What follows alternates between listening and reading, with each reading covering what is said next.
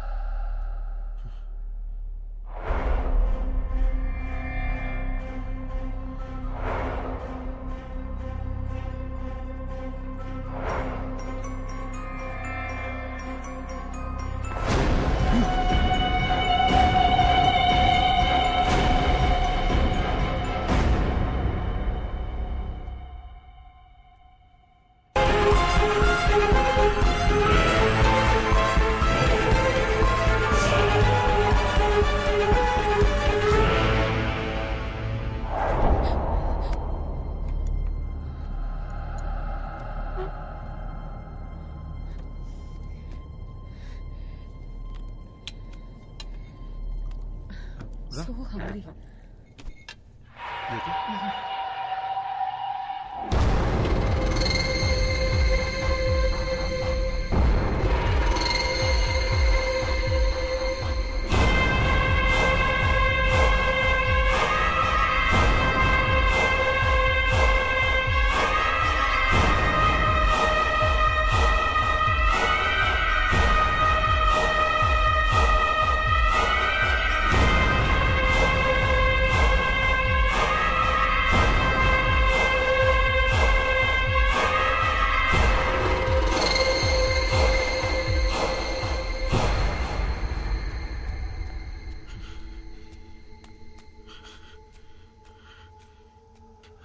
అద్దంలో ఇంకెవడో కనిపిస్తున్నాడేంటి? దెయ్యమై ఉంటుందా? ఇప్పుడు దియాకు తెలిస్తే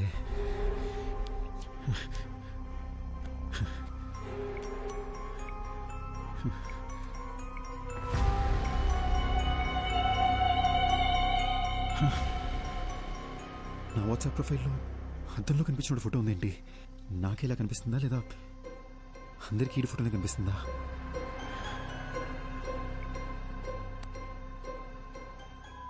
రే బావని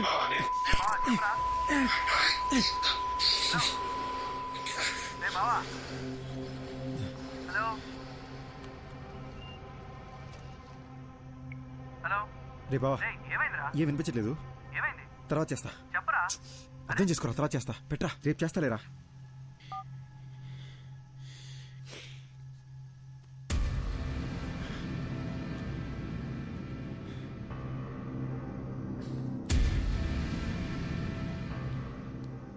హలో హలో ఎవరు? హలో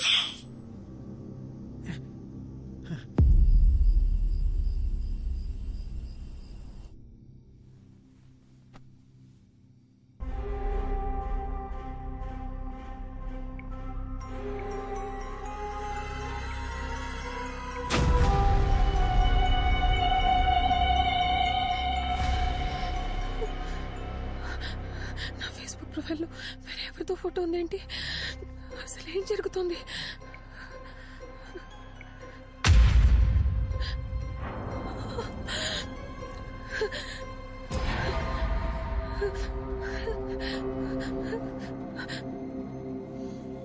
ఎవరు? ఓకే, లోపల ఎవరు ఉన్నారా?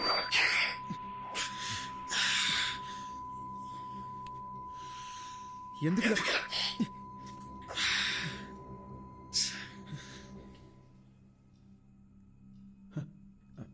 హే, ఎంతసేపు అయింది వచ్చి? ఏం చేస్తున్నావురా? అది ఏం లేదు, ఇందాక స్నానం చేసినా కదా, షవర్ నుంచి నీళ్లు చెవిలోకి వెళ్ళిపోయినాయి. I was just clearing it up. Diya, నా ఫేస్లో నీకు చేంజ్ ఏమైనా కనబడుతుందా? సరిగ్గా చూసి చెప్పు దియా. నీ ఆటలు పూరా. అది కాదు దియా, సీరియస్గా అడుగుతున్నాను, చూసి చెప్పు.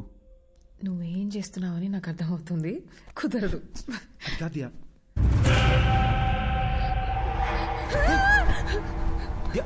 దియా ఏమైంది? దియా ఏమైంది? I okay? దియా దియా ఏమైంది?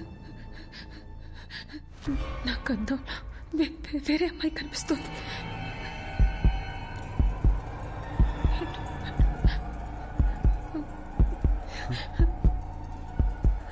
అర్థం కావట్లేదు.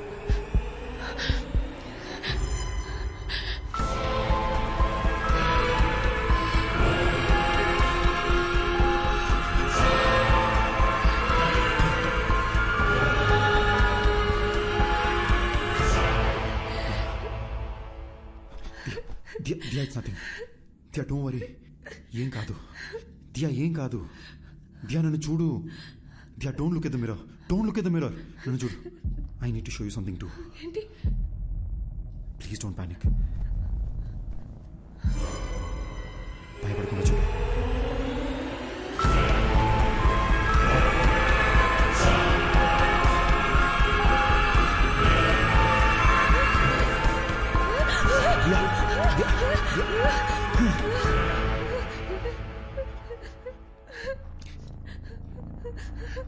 లాస్ట్ 30 minutesగా నాకు అత్తలు ఇంకొకరు కనిపిస్తున్నారు.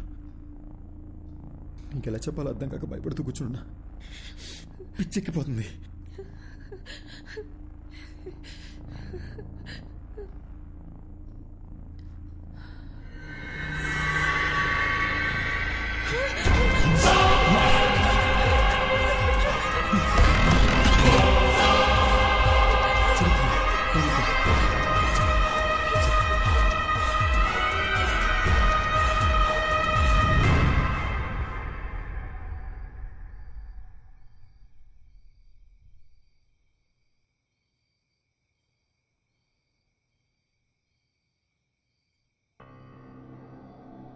అసలు ఎవరు వీళ్ళు?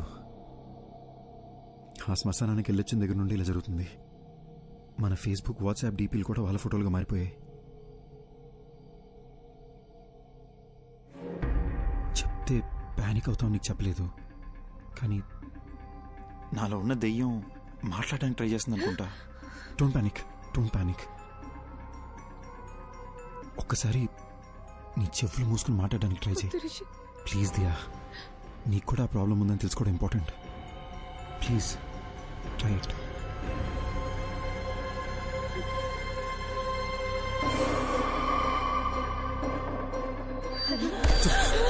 It's okay. It's okay. It's okay. It's okay. One last time. ఇంకొకసారి ట్రై చేయి.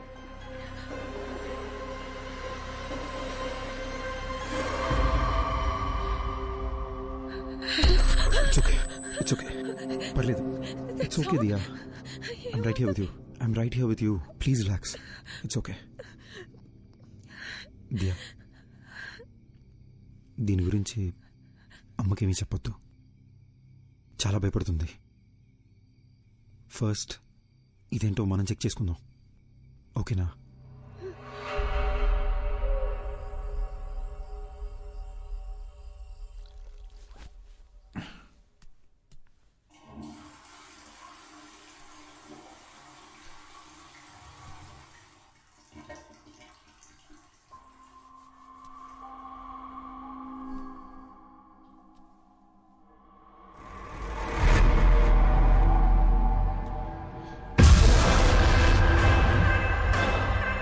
Diya? Diya? Here, Diya!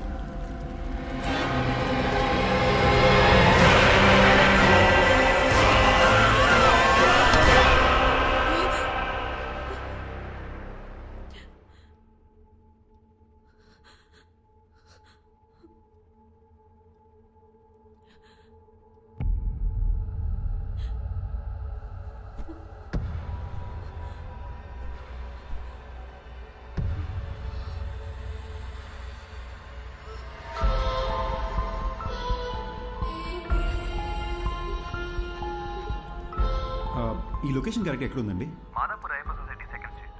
I'll be there in నేను లొకేషన్ షేర్ చేస్తానండి. Thank you. Thank you. Okay. ఓయ్, అరే రే రే రే రే, మేడం పొద్దున్నే డల్గా ఎందుకున్నారు? దియా, ఏమైంది? నేను చెప్పినట్టు నాకు కళ వచ్చింది. నేను వైలెంట్గా మారి నేనేదో చేస్తానేమోనని భయంగా ఉంది. ఏడవకూడదు, నాలో కూడా ఒకడు ఉన్నాడు. నువ్వు వైలెంట్ అయితే ఈ ఊరుకుంటాడా ఏంటి? ఓకేనా? On a more serious note, మన వాట్సాప్ డీపీలో మనకొకరికే ఇంకెవరో కనిపిస్తున్నారు అనుకుంటా. లేకపోతే ఈ పార్టీకి మన ఫ్రెండ్స్ ఎవరో ఒకరు మనకు ఫోన్ చేసి ఉండాలి కదా. ఇన్ ఎనీ కేస్, ఒక హిప్నాటిజం సెంటర్లో నేను అపాయింట్మెంట్ తీసుకున్నాను. నేను అక్కడికి వెళ్ళి అసలు ఈ ప్రాబ్లం ఏంటో కనుక్కుంటాను.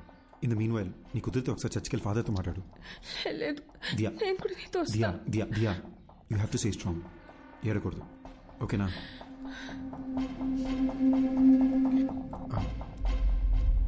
వెనక ఏంటి బాబు? కొంచెం ఆ ఫోటో ఒకసారి తుడిసేవా?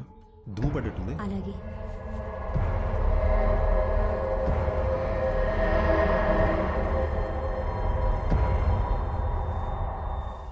అది దుమ్ము కాదు బాబు, షర్టు కలరే అలా కనిపిస్తుంది.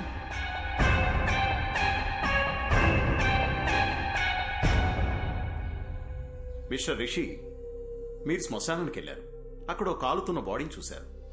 అలాగే ఇంటికి వచ్చేశారు. ఆ భయం, ఆ టెన్షన్, ఆ ప్రెషర్ వల్లే మీరు అలా ఊహించుకుంటున్నారు.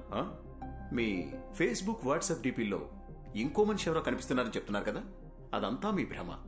మీకు మాత్రమే కనిపిస్తున్నాడంటే పర్వాలేదు, మీ ఆవిడికి కూడా అద్దంలో వేరే మనిషి కనిపిస్తున్నారని చెప్తున్నారు. అదే నాకు చాలా సిల్లీగా అనిపిస్తోంది. I'm a PhD in hypnotherapy. Me problems అన్ని ఫ్రాక్షన్ ఆఫ్ సెకండ్స్ లో సాల్వ్ చేస్తాను. ఆ సోఫాలో వెళ్ళి కూర్చోండి. ఇలాంటి కేసులు డీల్ చేయడంలో నాకు ఓ థ్రిల్ ఉంటుంది. ఏంటి అలా కంగారు పడుతున్నారేంటి? అద్దంలో చూడండి. సార్, అర్థం చూడాలంటే కొంచెం టెన్షన్ ఉంది సార్. రిషి, నేను ఇక్కడే ఉన్నాను కదా, ధైర్యంగా చూడొచ్చు మీరు.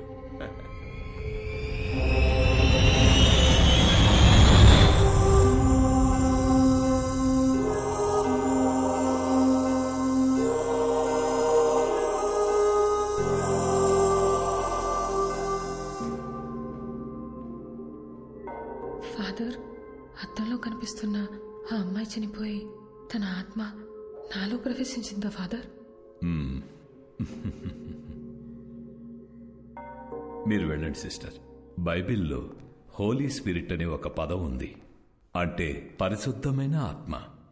ఆ ప్రభువుకి సేవ చేసే ఆత్మలనే ఏంజిల్స్ అంటాము. ప్రభువుని ఎదిరించే ఆత్మలని డీమన్ లేదా సైతాన్ అంటాము. ఈ పరిశుద్ధమైన ఆత్మకి చనిపోయిన మనిషి యొక్క ఆత్మకి సంబంధమే లేదు. మన ఆత్మలని సైతాను అని పిలవం, దెయ్యం అని అంటాము. బైబిల్ ప్రకారం ఒక మనిషి చనిపోయిన తరువాత ఆ దేవుని న్యాయస్థానంలో విచారణ జరుగుతుంది. మనం చేసిన పాపపుణ్యాలను బట్టే మన ఆత్మ స్వర్గానికి వెళ్లాలా లేక నరకానికి వెళ్లాలా అని అక్కడ నిర్ణయిస్తారు. కానీ ఒక మనిషి ఆత్మ ఈ భూమి మీదే ఉండి ఇంకో మనిషి శరీరంలోకి వెళ్లడం గురించి బైబిల్లో ఎక్కడా ప్రస్తావించలేదు. కానీ ప్రకృతిలో ఎవరికీ అర్థం కాని కొన్ని విషయాలు జరుగుతూ ఉంటాయి. 400 సంవత్సరాలకు పూర్వం గ్రీస్ పక్కన ఒక గ్రామంలో ఓ చిన్న పిల్లవాడికి అద్దంలో ఒక పెద్దాయన రూపం కనిపించింది. ఆ ఊరి వాళ్లు భయంతో ఆ పిల్లవాడిని చంపేశారు. ఆ సంఘటనను లైబ్రరీలో భద్రంగా దాచిపెట్టారు. చదివిన విషయాన్ని ఇప్పుడు నేరుగా చూస్తున్నా. రిషి, ఇప్పుడు నేను మిమ్మల్ని హిప్నటైజ్ చేసి నిద్రలోకి పంపి మీ ఇన్నర్ మైండ్లోకి నేను వెళ్ళబోతున్నాను. అద్దంలో కనిపిస్తున్న మనిషికి సంబంధించి మీ ఇన్నర్ మైండ్లో ఏముందో తెలుసుకొని దాన్ని బేస్ చేసుకుని మిమ్మల్ని ఎలా ట్రీట్ చేయాలో డయాగ్నైజ్ చేద్దాం. మీరిప్పుడు నా థంబ్ ఫింగర్ మాత్రమే చూస్తున్నారు, నా వేలినే చూస్తున్నారు. Focus on my thumb finger. Full కాన్సంట్రేషన్తో మీరు నా వేలిని చూస్తున్నారు. మెల్లగా నిద్రపోతున్నారు, నిద్రపోతున్నారు, నిద్రపోతున్నారు. Okay, relax. అద్దంలో కనిపిస్తున్న మనిషి ఎవరు? అతన్ని ఇంతకు ముందు ఎప్పుడైనా చూసారా? మీరు శ్మశానానికి వెళ్ళారు కదా, అక్కడ మీకు ఏం జరిగింది? ఏం జరిగింది? మీరు అలా సైలెంట్గా ఉంటే ఎలా? మీరు చెప్తే కదా నాకు తెలిసేది. మీరు మాట్లాడకుండా అలా సైలెంట్గా ఉంటే ప్రాబ్లం ఎలా సాల్వ్ అవుతుంది?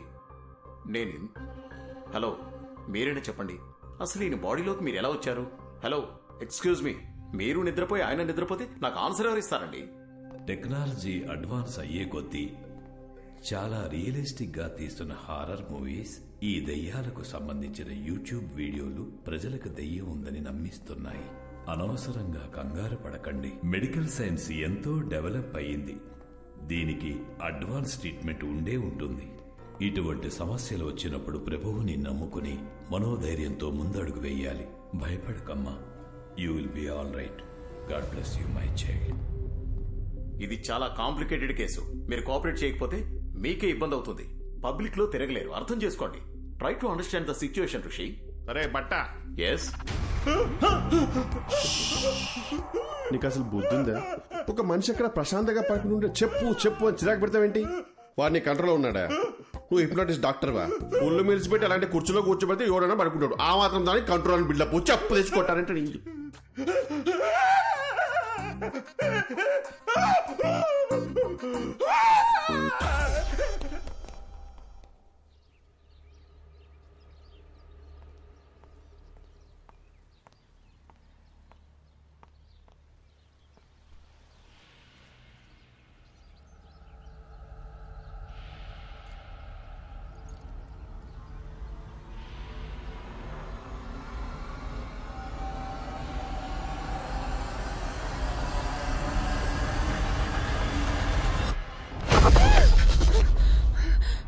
ఏమైంది?